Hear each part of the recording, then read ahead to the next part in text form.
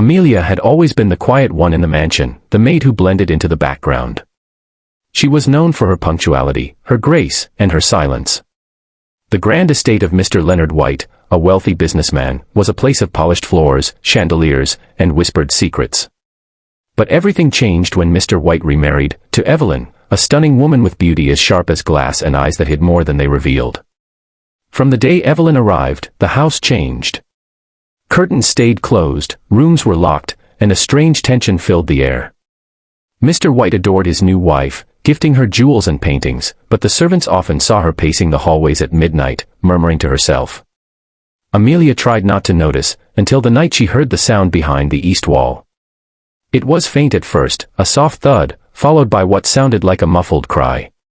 She froze, her feather duster slipping from her hand. The east wall was near the old library, a place Evelyn forbade anyone to enter. "No one touches that room," Evelyn had warned with a smile that didn't reach her eyes. But that night, Amelia couldn't ignore the sound.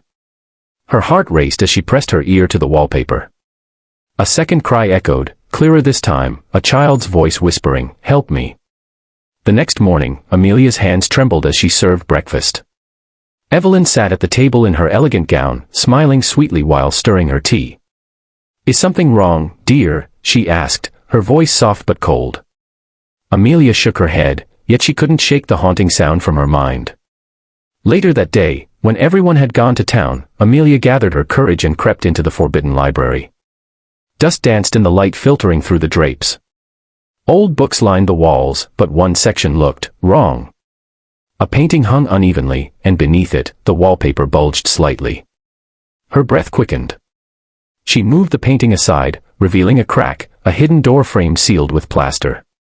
The crying grew louder. "Oh God," she whispered. Using a small knife, she began peeling away the wallpaper and plaster. Her hands bled from the effort, but she didn't stop. Finally, a hollow thud, the wall gave way, revealing a narrow passage. Inside, huddled in the dark, was a small boy, pale, terrified, and trembling.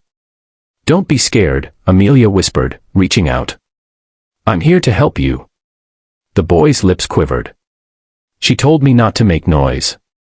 She said Daddy would be angry." Amelia's heart broke.